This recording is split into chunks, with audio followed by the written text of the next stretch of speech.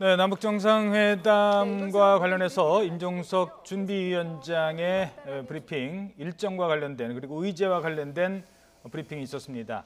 뭔가 기대를 갖게 하는 의제와 관련해서 내용들도 좀 나온 것 같습니다. 하나하나 분석해 보도록 하겠습니다. 자, 먼저 홍현익 박사님, 네.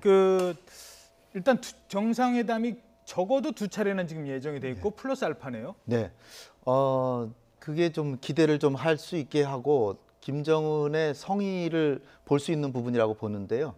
과거 정상회담은 첫날에는 그냥 의전만 하고 이튿날부터 정상회담 들어가서 그날 그냥 합의문 만들기 급급했는데 도착하자마자 오찬한 이후에 바로 정상회담 해서 거의 끝장 토론을 하시겠다 이런 얘기나 마찬가지거든요. 그렇죠. 반드시 성과를 내겠다라고 하는 게 단지 우리만의 생각이 아니라 김정은 위원장도 일단 진지하게 나오는 거다 볼 수 있고요.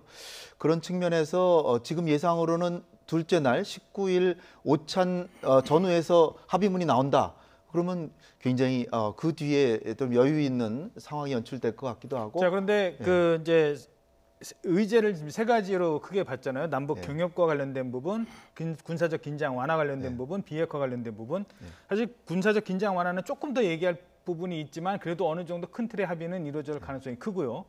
그리고 경협과 관련된 것도 어느 정도 합의는 이루어질 수 있을 것 같아요. 거의 백지 상태로 만나는 것은 비핵화와 관련된 부분일 텐데 이 비핵화와 관련된 부분에서 문재인 대통령이 어떤 단어까지 쓰고 어디까지 설득하겠느냐가 제일 중요한 것 같아요.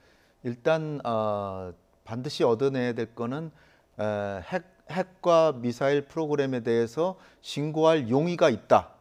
그건 최소한이라고 생각이 되고요.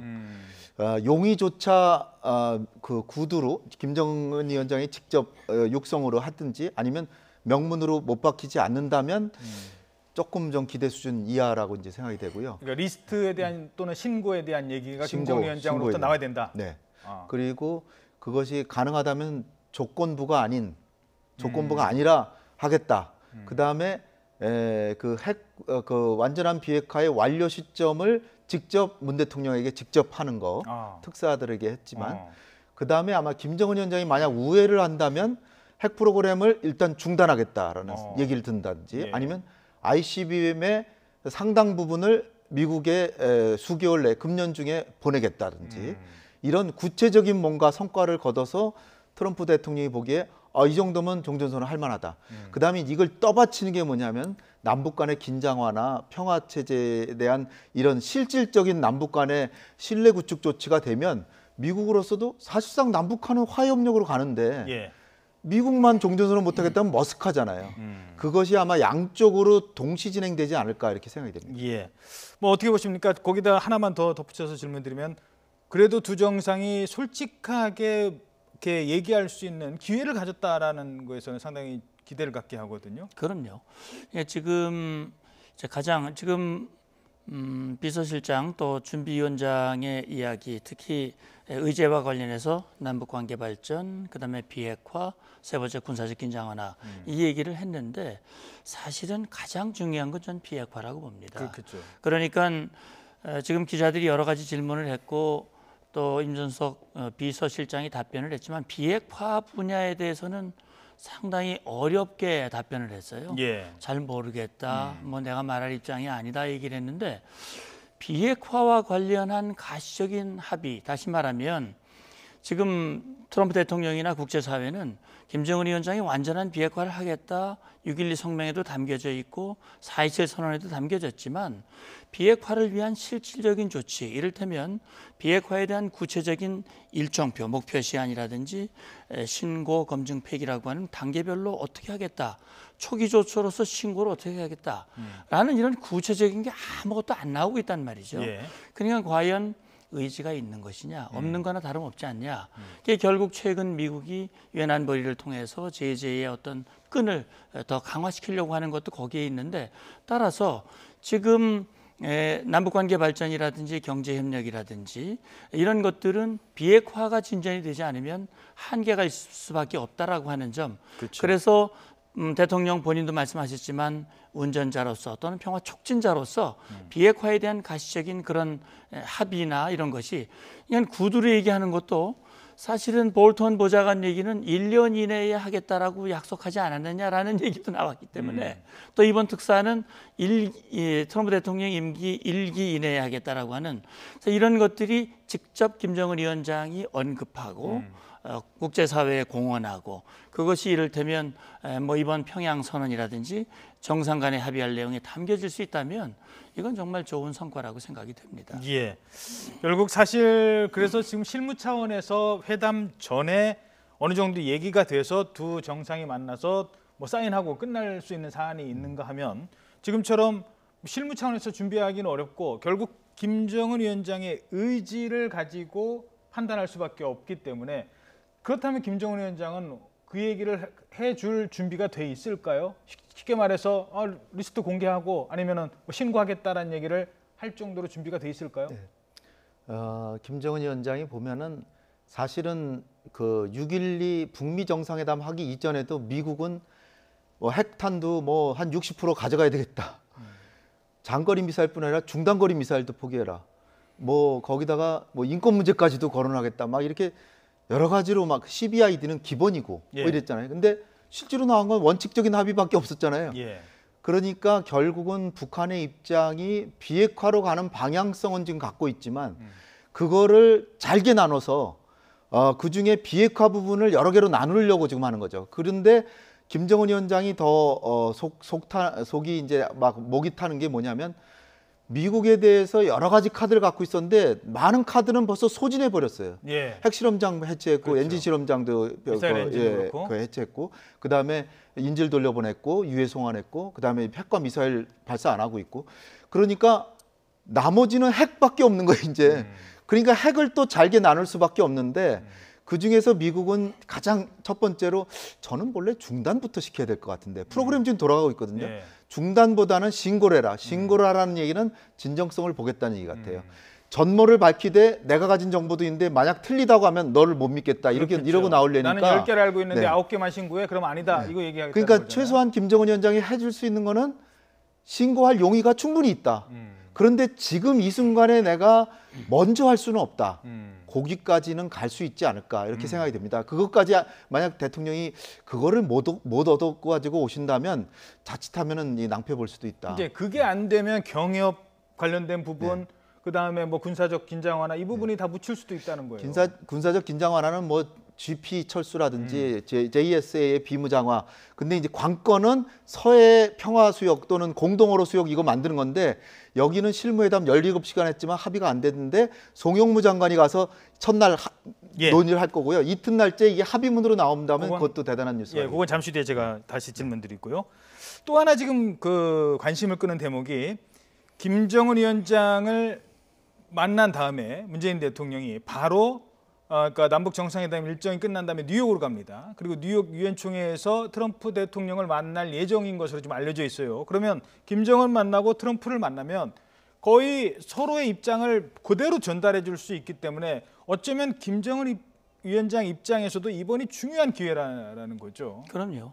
이미 폼페이오 장관의 방북이 무산되고 그리고 김정은 위원장이 편지를 친서를 보내서 트럼프 대통령을 만나자 두 번째 정상회담을 제안을 했거든요. 그리고 백악관에서도 지금 일정이 논의 중에 있다라고 얘기가 되고 있습니다. 그런데 트럼프 대통령과의 만남, 두 번째 미북 북미 정상회담이 성사되느냐 여부는 지금 질문 드린 것과 같은 얘기죠. 김정은 위원장의 결단이라고 봅니다. 그렇죠. 다시 말하면 트럼프 대통령은 어떻게 보면 좀 더 이 앞에 얘기를 좀 다시 한번 들여다보면 우리 정의용 실장이 김정은 위원장을 만나고 돌아와서 비핵화의 의지가 있다. 트럼프에게 전달했고 비핵화의 의지가 있다면 만나서 논의할 또 그렇게 합의가 된 거란 말이죠. 예. 그래서 의지가 있는 걸로 알았는데 만나보니까 구체적인 합의도 안 나오고 지금 트럼프 대통령은 미국 국내에서 굉장히 어려운 상황에 처해 있다는 그렇죠. 말이죠. 그런 상황에서 지금 김정은 위원장도 마냥 시간이 자기 편은 아니거든요. 여러 가지 제재 완화라든지 또는 경제 발전이라든지 이런 긴급한 상황 속에서 본인이 그런 결단하지 않으면 원하는 걸 얻을 수가 없단 말이죠. 예. 전 이번이 김정은 위원장에게 주어진 마지막 기회일 수도 있다는 생각이 듭니다. 아하. 그런 차원에서 문재인 대통령의 입장을 세워주고 그것이 트럼프 대통령에게 잘 전달이 돼야 예. 본인이 원하는 걸 얻을 수 있다. 저는 이런 얘기를 해주고 싶습니다. 예. 그래서 조심스럽고 그래서 어려운 것 같습니다. 자, 가장 중요한 의제에 대해서 얘기 나눠봤고요. 두 번째 의제 중에 하나는 뭐 옆에 전문가 계시니까 군사적 긴장 완화와 관련된 부분이었습니다. 임종석 준비위원장 얘기의 표현을 빌리자면 구체적 실질적 합의를 이루느냐가 관건이라고 했습니다. 그러니까 군사적 긴장 완화 지금 얘기 나온 거 있잖아요. 뭐 GP 서로 뭐 구체적으로 실질적인 합의란 과연 어떤 거를 말하는 걸까요? 예, 그러니까 지금까지 나온 거는 제목만 나왔거든요. 구체적 실질적이라고 하는 것은 일자가 나와야 되고 방법이 나와야 됩니다. 그러니까 지금 비무장 GP 철수 그러면 어디에 있는 GP를 언제까지 어떻게 철수하고 그렇죠. 그것이 철수되는지 여부를 어떻게 확인하고 그런 구체적인 내용이 담겨야죠. JSA 비무장화 제목은 나와 있지만 구체적으로 어떻게 하겠다는 건지는 안 나와 있습니다. 그 지금까지 알려진 것처럼 몇 개 이렇게 같이 하면 우리한테 불리하기 때문에 그렇죠. 번역별로 빼야 된다 이런 얘기도 지금 나오고 그럼요. 있거든요. 그러니까 그런 얘기들은 많이 나오고 있지만 실제 그걸 행동으로 옮길 수 있는 구체적인 방안이 담길 수 있느냐 없느냐 하는 부분인데요. 예. 그러니까 홍 박사님도 말씀하셨지만 사실 우리 한반도에서 가장 충돌의 근본 원인이 어떻게 보면 서해예요. 예. 서해에서 충돌이 1차 연평해전, 2차 연평해전 또 여러 가지 연평도 포격 도발도 있었고요. 이런 것들이 결국 북한이 NLL을 인정하지 않고 거기서 계속 도발하면서 충돌이 발생한 거거든요. 그렇죠. 결국은 이번 4.27 선언에도 나왔지만 NLL 인근 수역을 평화 수역으로 만든다. 그렇다면 전제는 NLL을 경계선으로 인정하는 부분입니다. 예. 북한이 만약에 그걸 인정하지 않은 상태에서 종래 고집을 계속하면 저도 뭐 김영철 지금 부장과 여러 차례 만나서 회담을 하고 이것 때문에 장성급 회담이 여러 차례 무산된 경우가 있습니다. 예. 이번에도 만약에 북한이 그 기존의 입장을 바꾸지 않는다면 서해에서의 충돌 방지를 위한 가시적이고 실증적인 협의가 나오기는 매우 어렵지 않겠나 그런 생각이 듭니다. 앞서도 잠깐 짚어줬습니다만 바로 이제 군사적 긴장 완화와 관련돼서 GP 문제 또 하나가 이제 NLL 문제인데 NLL 문제는 어떻게 전망하십니까? 지금 뭐 송영무 장관이 마지막 국방장관 임무 수행을 이제 네. 하는데요. 첫날 아마 북한의 인민무력부장하고 담판을 할 텐데 우리 군에서도 상당히 이제 우려하는 바가 있죠. 근데 NLL을 완전히 경계선으로 인정해라라고 그러면 그거는 쉽지 않을 것 같아요. 그러니까 인정은 안 하되 사실상 인정하는 거죠. 그러니까 NLL을 그 기점으로 해서 남북 양측으로 등거리 면적.